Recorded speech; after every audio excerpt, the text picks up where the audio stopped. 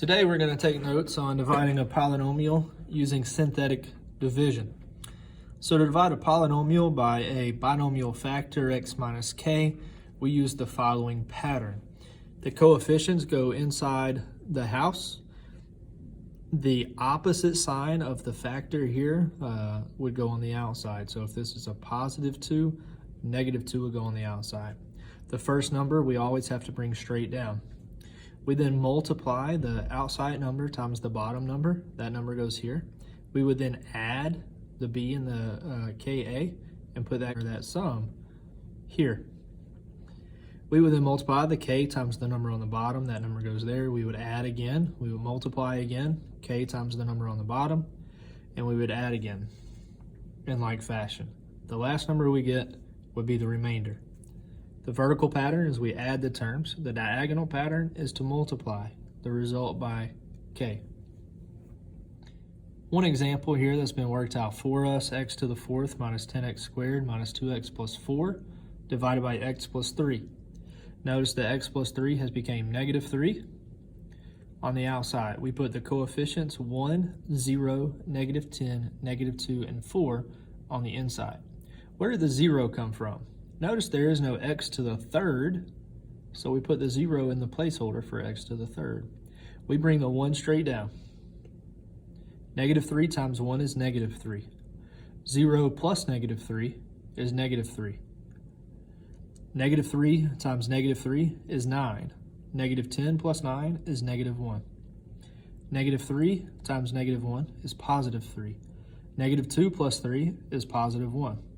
Negative 3 times 1 is negative 3, and 4 times negative 3 is 1. The last number is also always the remainder. So what do we get? We get x to the fourth minus 10x squared minus 2x plus 4 divided by x plus 3 is equal to x to the third minus 3x squared minus x plus 1 plus the remainder 1 divided by x plus 3, and that would be our divisor. Let's work out an example using synthetic division. We're dividing by a plus 8, so negative 8 will go outside our house. The coefficients, 1, 2, negative 49, negative 2, 53, and 41 would go inside our house. Notice there are no missing terms, and since there's no missing terms, we don't have to include any zeros. The first number always comes straight down. Negative 8 times 1 is negative 8. We add 2 plus negative 8 is negative 6. We multiply negative 8 times negative 6 is 48. We add negative 49 and 48 is negative 1. We multiply negative 8 times negative 1 is positive 8. We add negative 2 plus 8 is 6. Negative 8 times 6 is negative 48. We add 53 and negative 48 together, we get 5. Negative 8 and 5 is negative 40.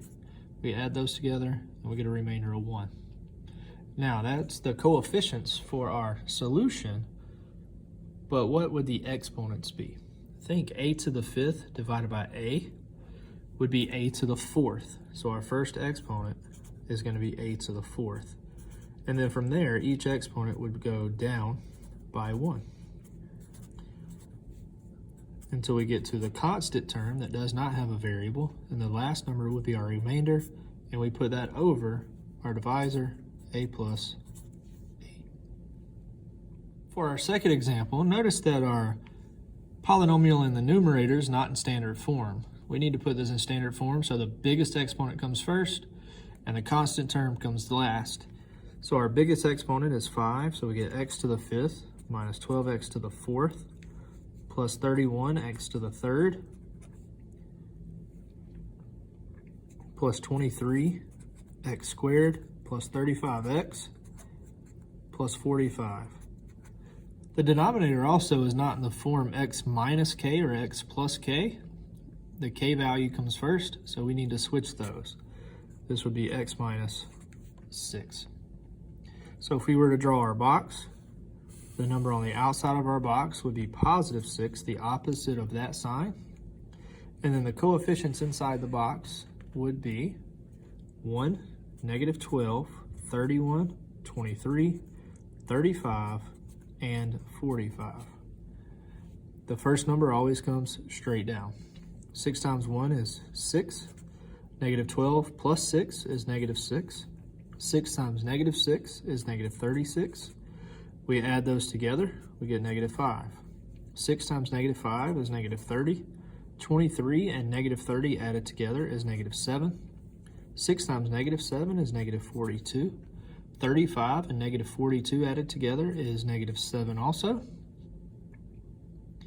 6 times negative 7 is negative 42, and 45 plus negative 42 is positive 3. That would be our remainder.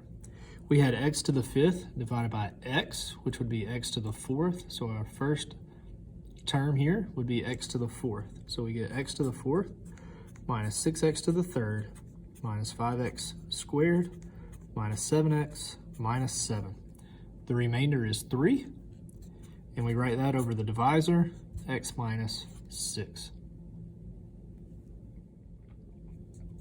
Our last example here, notice that we have n to the 3rd and n to the 1st. We are missing the n squared power, so we need to make sure we put a 0 in the n squared place so that our numbers line up like they're supposed to.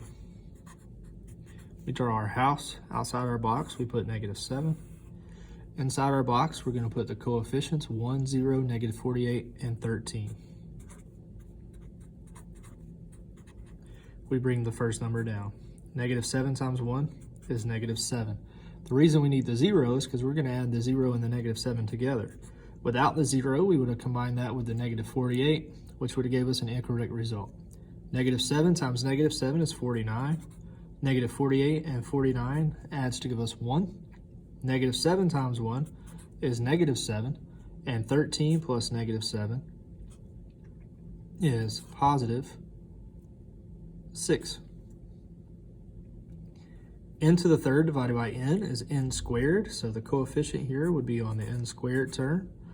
The exponents decrease by 1, minus 7n plus 1 does not have an n. The 6 is the remainder, and we put that over the divisor, n plus 7.